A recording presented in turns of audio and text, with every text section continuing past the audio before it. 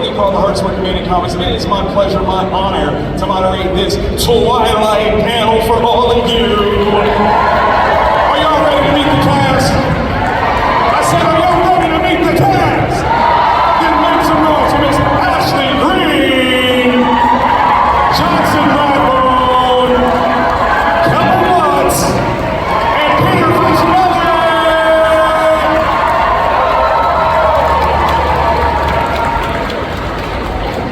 What's up, Philadelphia? Hey!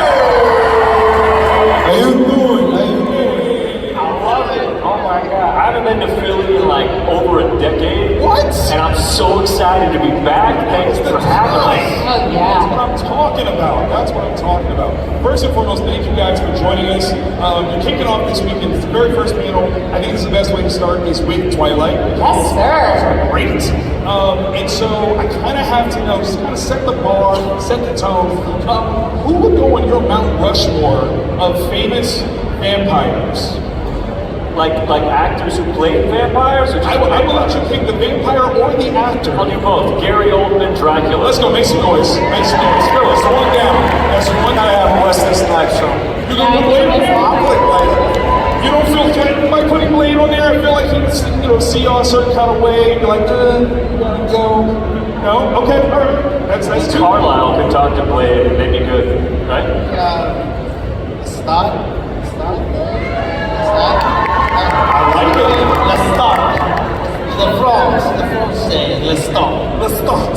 Yes. It's like let's start. And race action. All right, Ashley. I was impressed when you interviewed that vampire, so. Absolutely. I think that was my first, scary movie I saw, and I was way too young, but it started my obsession with vampires. That's fair. That's fair. Okay, so who would you put on the Mount Rushmore? Brad Pitt. You would. Oh, yeah. Who wouldn't? Not his character, it's just Brad Pitt. I would just put Brad Pitt up there. Obviously. Chiseled in stone. I mean, he basically is that. That makes sense. He deserves to be up there. That's fair. National treasure. Now, obviously, this movie franchise is built on a wonderful book series written by Stephanie Myers. Make some noise. The question is, were you guys at all fans of the books before you got cast in your roles? I read the first book before I auditioned. Okay. I wasn't aware of it before, but I got the audition and it was very, very vague. No script, and the breakdown was 17-year-old girl, and that was it. Nail it. And so my team said, oh, there's a book, and so we postponed the audition by 2 weeks. I read the book in one night. Oh my God. Oh my God, it was amazing. I mean, that's a statement. So you liked it a little I bit. really loved it, and I was like, I will be a part of this. And didn't know what manifestation was at the time, but I certainly did, because I was just like, no, I'm meant to be part of this. I'm going to be in this movie. It doesn't matter that I have done 0 things beforehand, and it worked out. It sounds like you had a vision. I did. I like how you did that. I like how you did that. Like, that was awesome. No, that's amazing. Guys, come on, you can admit that you read the books. It's fair. Wait, there's books? Why didn't nobody tell me? What are you, Charlie?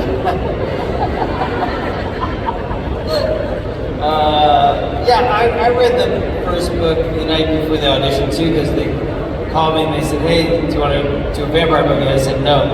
And they said, well, it's based on these books. At the time, they had a following, but they weren't massive. And I said, oh, okay. They said Catherine Hardwicke's directing. I said, she's cool. And then they said, well, do you have a script? They said, no. And then I said, well, you said it's based on a book. Can I get the book? And they said, yeah, but Barnes and Noble's is closing in 10 minutes. And the audition's tomorrow. So I raced there, I got the book. I was just gonna honestly read the Carlisle part, right? The Carlisle. But I got to Carlisle, and I was like, oh. And then I got so interested in the story that I went back to page 1 and started rereading it. I was up till 2 o'clock in the morning. I went to the audition the next day with bloodshot eyes, and they said, "You're perfect." I love it. No, but he just wasn't didn't have the muscles that this guy has, and physically wasn't felt like it was the way written in the books. So they let him go, which is an actor. It's always hard to see another actor have to get let go, and it's really sad. How did that take place? Catherine tell you guys, or? I think they told us, and honestly, we were like, we didn't know you, so we were like, no, I think he can get in shape in like 6 days. We were like, we'll work with him, he can hit a trainer, because he was working out, but he was like, he was like chiseled, like Bruce Lee cut, you know what I mean? But not big. And so he was getting cut, but he wasn't getting big. So we were like, I think he can do it. But then they were like, no. And then, honestly, I was in the band. I remember Ashley, Catherine said, well, we're talking to Kellan Lutz. And Ashley was like, oh, I know him. He's great. You should definitely. You should hire him, or I quit. No, but they did. She brought out like a couple of different people. There was like, I don't know, like 2 or 3 front runners for the role. Yeah, she asked, does anybody know the other actors? We didn't know them, and they actually knew you. I was like, Kellan's it, dude. Who's the person you want to play this? And she was like, okay, and I think flew you out the next day to... That's awesome. Cullen, I think that technically makes you the Michael J. Fox of the Twilight universe. Yeah. Good company. That's awesome. Yeah, that's solid. Okay, now Jackson, did you read any of the books before you were cast in the role? I did not. No. I'm sorry. What? It was they sent me the audition. I went and I did the audition, and they liked me for Edward, and then they flew me to Pittsburgh to meet with to audition Kristen Stewart. Right. So I read for Edward with Kristen Stewart. There's actually with me. It's me, Captain Hardwick, flying to Pittsburgh. First time I've ever been on a first class flight, by the way. It was really cool. Why Pittsburgh? Yes, Kristen worked there. Yeah, Kristen was filming a movie there, so they were like, hey, we're like, they really like this actress, we really like you, so we want to kind of like screen test you. And I said, okay. We went, and they're like, yes, we love Kristen. You're not Edward, though. We're gonna go with the Harry Potter guy. And I was like, Daniel Radcliffe? That's crazy. And so anyway, they're like, well, it turns out Daniel Radcliffe, he can't really put on the muscle. It's a callback. It's not. That's not what. Okay. It's Daniel Radcliffe. It was always Robert Pattinson. It was the Batman. And so anyway, they were like, hey, you want to be Jasper? And I was like, no, I'm good, dude, thanks. And they were like, what do you mean? And then Catherine said, you should read the book. And I read the book, and she's like, you want to be Jasper? I go, nah, I'm good. And then she goes, no, read the 3rd book. And I was like, can I skip the 2nd one? Right. And she said I could, so I read the 3rd book. So I read the 3rd book, and then I fell in love with the character of Jasper, to be honest. And I felt like a dummy for turning it down. And I thank you, Catherine Hardwick, thank you so much for believing in me so much that even when I didn't believe in myself, I love you, thank you. That's joy. That's what I'm talking about. Now, obviously, with a book series like this, with a movie series like this, there's a ton of headcanon that exists, right? All these wonderful theories that we just believe are true about these characters. And I'm just curious if there's some things that you guys have built for your characters to kind of help you get into these roles. And I have some questions directly for each of you. Peter, I'm going to start with you first.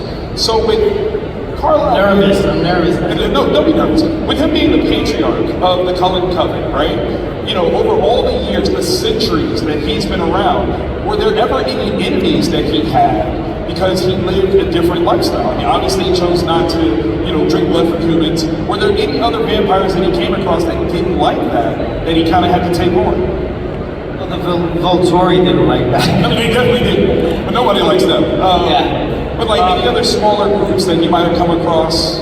I mean, I feel like, listen, I don't think Carlisle liked becoming a vampire at all. Right. And so he was always trying to fight every instinct of being a vampire. So for me, when I looked at it that way, I thought of, okay, so Carlisle, if he chose to not bite any people and live this vegetarian life, then he's really just a human that has longevity, eternal life. And I thought that was his kind of philosophy was, if we don't give in to our animal instincts, then we can retain our humanness, and we can be eternal humans.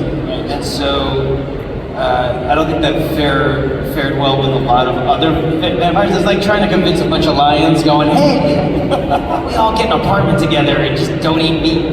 I live in New York, it'd be great. And like all the other lions are like, this guy's crazy. And in a way, he was, you know, the odd one out because he's doing things that aren't the norm, you know. So I kind of looked at it like that, like, okay, so then what other things, everything else kind of fell into line after that. Like, why did he want to become a doctor?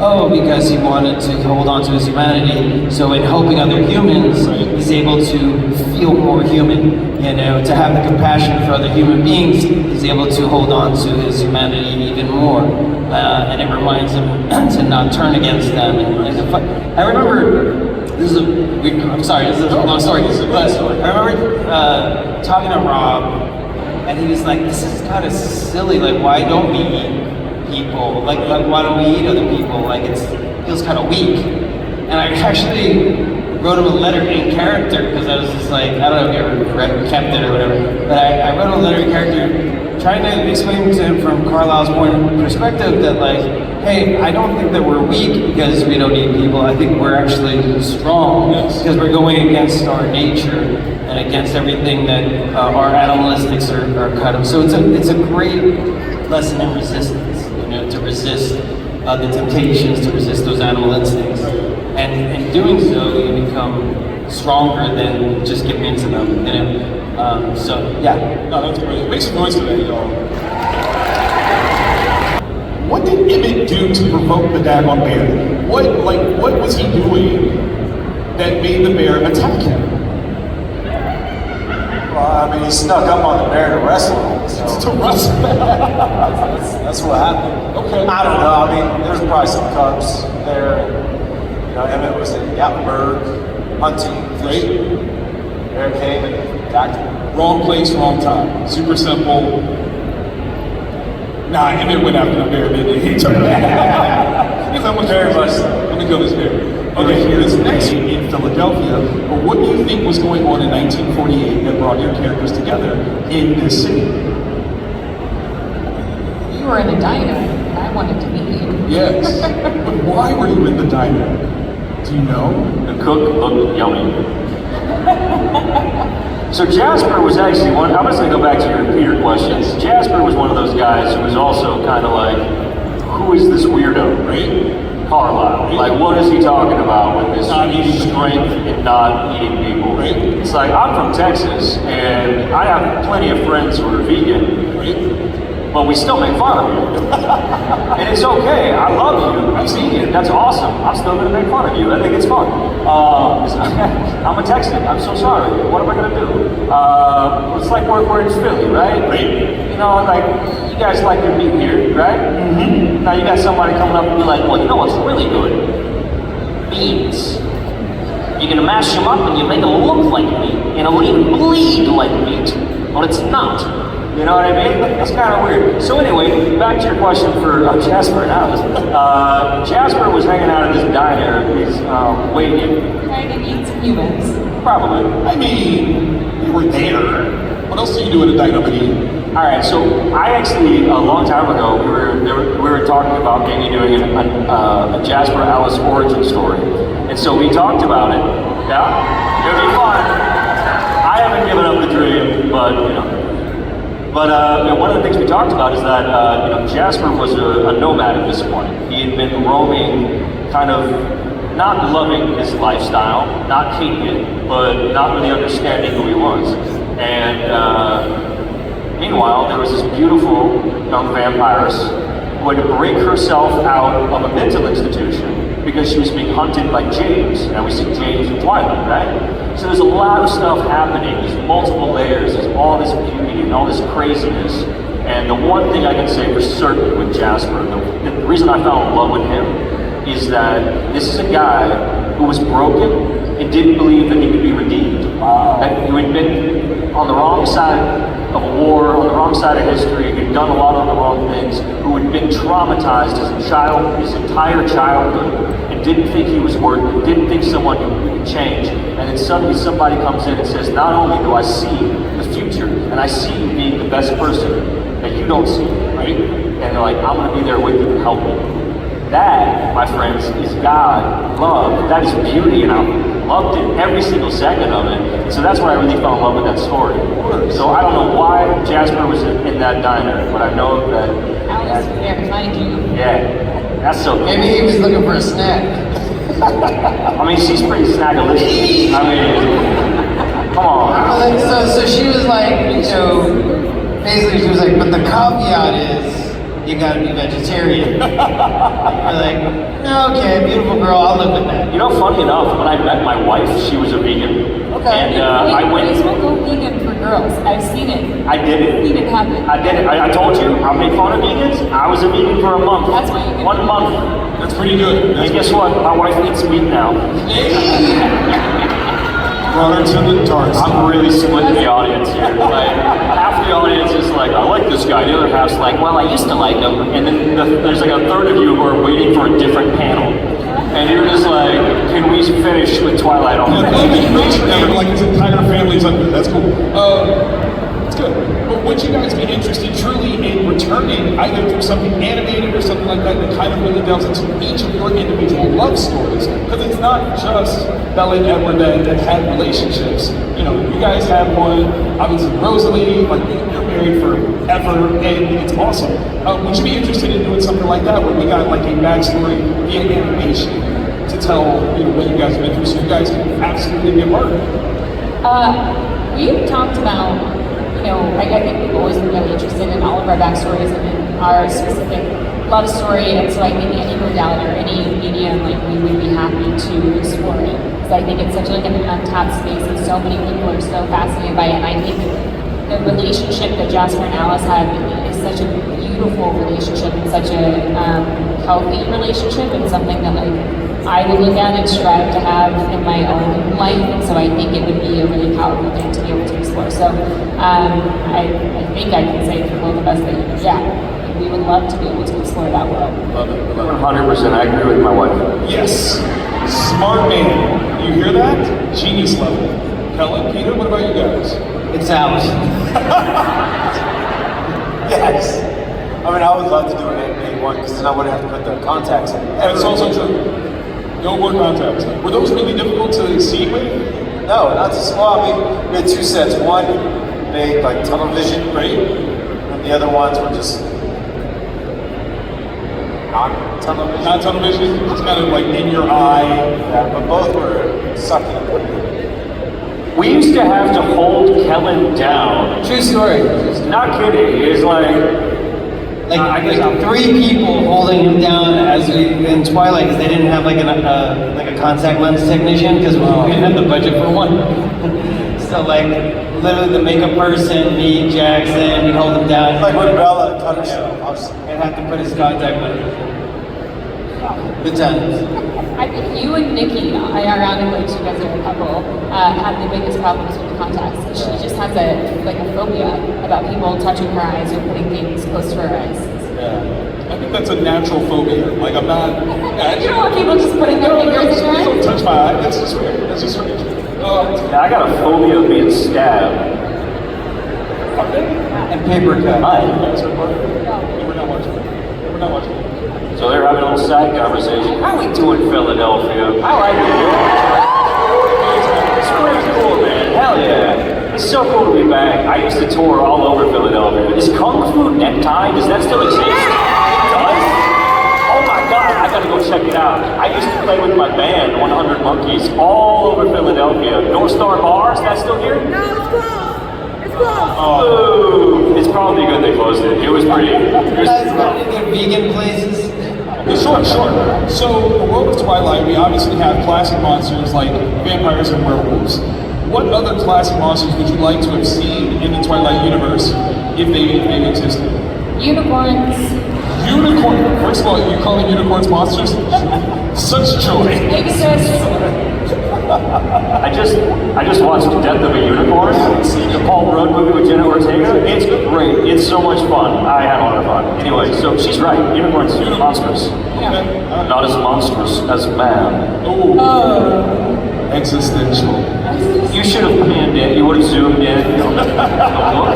You Camera guy, we gotta. Wait, take two. Try it again. Not as monstrous Doesn't matter. Still no. Still no soup. All right, whatever. It's fine. It's all good. Fine. I do so much and you give me so little. Okay, it's fine. How about mummies? Yeah, see? Mummies? Yeah. Vampires. They go together. Absolutely. But see, the thing is, so obviously in the Twilight universe, vampires, they have this beautiful sparkle, they can go into the sun, so it's different. The werewolves are actual, like, giant wolves. What would you make mummies do differently? They would be daddies. They're entities. I think entities. I changed my answer from unicorns to entities. Okay, I like it. I like it. Yeah, the ones that just feed on the fear in your mind. Oh, very succubus-like style. Oh, I like that. Incubus and succubus. Kellan, what monsters would you like to see? Eggs. Giant eggs. N-word. Eggosaurus. And I feel like, Ashley, what's the fairy book that you're reading right now? Oh, well, anything by Sarah J. Maas. Yay! We love her. So the Avatar series is the Court of Thorny Roses are out there. There's something called Assassins. But also, I think she wrote when she was 16. That's phenomenal. Absolutely. Yeah, have you seen it? Or seen it, read it? And then I also did the period series. Yes. Dragon. Uh-huh. Dragon Rider. Fourth wing for what? Fourth wing for, I can't wait. How do you even, now I get what happened when we were cast, or being cast for Twilight. But like you read it and you're like, who are they going to cast for that? And also they're all like 18. Yes. It's the hard thing, right? They have so much life experience and they've lived like the life of a 50-year-old, but they're 18. So like finding a way to get someone who embodies that, I feel like it's going to be so hard. It's definitely a challenge. I think it's Like a 100-year-old playing an 18-year-old, like that. Like a 100-year-old vampire playing an 18-year-old. Yeah, that. It's tough, it's hard. But did you hear this theory? Because I don't know if this theory is true or not, but maybe you guys know. So I had a fan who said that Stephanie Meyer once was on a podcast, and she said that she was originally writing a book about fairies, and they weren't vampires, they were fairies. Wow. And that the shimmering, the sparkling was like left over from like that part of when she was doing it about fairies. I don't know if that's true, but if it is, it's pretty cool. Do you know if that's true or not? That was the original idea? Correct. Yeah, the original idea was fairies, right? Okay. Yeah. I like it. It's pretty good. It's pretty good. Savage. So off of that, Carlisle, what would your fairy look like? Wings. I have wings. What kind of wing? I put the same butterfly wing. Gossamer. Maybe I put the fangs in then to offset the wings. There you go. That's solid. Well, a lot of the Fae in these books have fangs. And they have the ears too, but they have little canines. They're much cooler than. Never mind. I like it. Never mind. All right, no, hold on. You asked the monster questions. I got an answer. Okay, so I like it when movies, if you're watching a particular genre of a film and they happen to reference something within that genre. And in Twilight, in Breaking Dawn, I think part 1, Bella says, oh, you nicknamed my daughter after the Loch Ness Monster? Nessie, right? Right. So, is the Loch Ness Monster real? Hold on. Or is she talking about it in a fictional sense or in a literal sense? So maybe in the Twilight universe, the Loch Ness Monster is real. Just saying. Like it. It's not that interesting. I'm sorry. I thought it was more fun. In my head, it was better. And then I can see your disdain. No, because Don't worry, we only have 20 minutes left, y'all. if they wait for It's like one Peter story. We're good. We're almost done. I like Then there was the time I'm not. Love it. Okay, so each of you had different abilities as vampires. Who do you think had the coolest that you would like to actually have in real life? Compassion. I'm just kidding. Although the world does need it. I liked mine. Absolutely. Yeah. See the future like I that? think in real life it can be really tough. I feel like I tend to like overthink and like analyze and like predict how 85 things are going to turn out, and they never do. So I feel like I have that a little bit in my life now, to where it's like better just to live in the moment and let the things happen. And so in the context of the film and being a vampire, I think it was a really incredible gift to have. But in real life, I feel like I would end up in a mental institution. I mean, that's fair. Or you would end up in bed all day when you wake up and you go, nope, today is the day. I see it already. I'm just going to stay here. I need this to move. If I could predict the lottery numbers, then I'd probably take it. That's fair. Yeah. That's fair. Jackson. I actually like compassion as like a superpower. That's pretty cool. Isn't You it? can spread it. Yeah, like no, I'm not gonna say that out loud. Intrusive thoughts. Intrusive. You know what I was gonna say. I was gonna say butter. Totally. I think. What was Rosie's superpower? Anger. I don't know. She made it look pretty cool. I think. What was her problem? I think You guys know? No, you know. You know. What was Rosalie's? You knew about Stephanie Meyer with the Fae and everything, so I feel like we're gonna throw it to you now. Yes. No? Okay, sorry, I put you on the spot. The chat GPT does. Yeah, I don't think she really got it. You know what it is? What is it?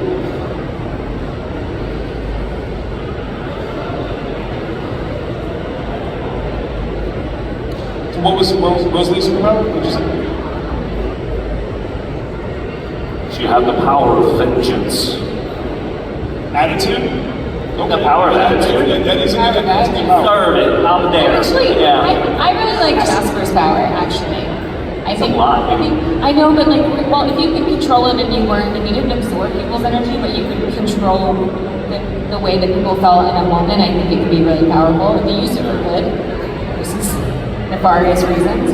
I like it, but I think The ability to like control the mood would be awesome. I like how when we talk about the powers within the Twilight universe, the ones we know, Right. there is that kind of the yin and yang, right? You know, Jasper has this ability to manipulate emotions in others, but that comes at the cost of feeling the emotions of others. And that's why I still think Carlisle is the biggest sadist in the movie, because he makes these he makes these young-looking vampires attend high school over, and you know what it's like to feel all of the high school feelings all at once, every day. For hundreds of years. That's why this And was I couldn't made. understand that either, because you guys graduate and then they get married, right? So then you're like, well, you guys could have gotten married. Like you two could have gotten married a very long time ago. Well, we got married because Jasper's a nice little Christian boy from Texas, and he's gonna get married before he's gonna have relations, and they had relations. Kissing and telling. Okay, that's It wasn't just. I think it was his way. It was more than kissing. We also held hands. Who would you like to portray? Oh man, that's a great question. Right? Any movie or TV show. What vampire character would you like to play? Can I be Count Chocula? Absolutely. Good answer. Oh, I don't know. I just like that cereal. No, that's genius. That's Chocolate, cereal, Right? best vampire in the world. 30-second commercials. It's not a lot of work. That's Well, my kids haven't seen Twilight, but they like Sesame Street, so I could be like the Count. there you go. Count. This joke's not working. Okay, sorry. That's good. What's the show that makes fun of us? Beyond, beyond the in the shadows. Well, they don't make fun of us directly. Right. In the shadows, or Yeah. I feel like that would be such a fun show to be on. Okay. Who's that? Matt Berry, the actor Matt Berry, who plays Laszlo, I think it is, in the show. I freaking love him so much. So yeah, I would. That's what you would want? Yes, Okay. that'd be amazing. Kellan Lutz. No. I think Kellan should be Blade. I think that would Kellan could be Blade. That'd be awesome. Yeah. Instead of having all the white people from Twilight. Yeah, exactly. No, I'm allowed to say that. You should be Blade. I'd say if you could strike that from the record. I would love to. I worked with Wesley Snipes on Miss Minimal Street. Yes. He is awesome. We need a story. We need a story. He'll play. I mean, he'll still randomly text me the most random things. And I can't go into. To see or get excited about seeing. Sure, it depends on the convention. Okay.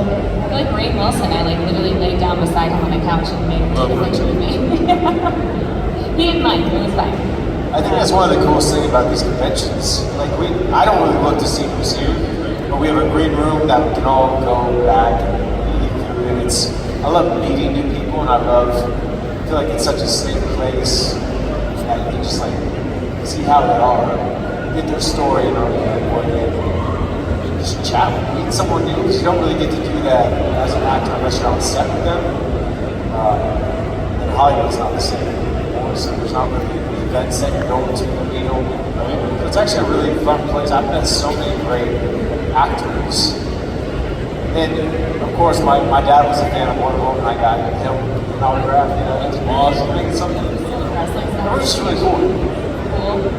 That's the fun part about conventions, right? You get to meet these people that you watched and grew up with, and I fanboy out all the time. William Shatner here, Christopher Lloyd. I've actually worked with Christopher Lloyd, and every time I see him, I still fanboy out over Christopher Lloyd. Awesome.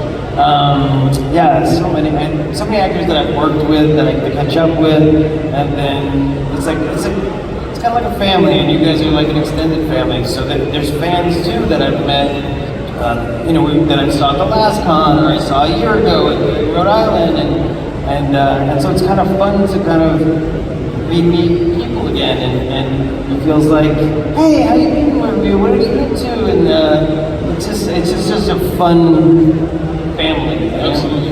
I love it. I saw William Shatner backstage, and he was like doing his thing on his phone, and this is at a different show, and I was just sitting there eating my lunch.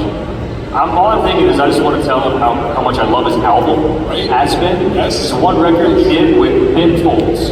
Ben Folds, I'm a huge fan, and so he has this song on the one song on this record called Has Been. I forget the exact title. I think it's called You'll Have Time, but the hook is you're gonna die. Like, we're all gonna die. Like, and I love it so much. I stole it and I wrote a song around it. But I wanted to tell him that, and I didn't, because I'm actually, surprisingly enough, I'm actually pretty shy. And I was just sitting there, I was like, in my head, I'm playing it out, and I'm like, he's not gonna like this story, so I'm just gonna shut up and let him be on his phone. But I'm a huge fan of a lot of these people, and I think, we're all in the same boat, y'all. Like, we're here to celebrate pop culture and fun things, and we're here to be ourselves, and we're here to have fun with our friends, and to be around like-minded people.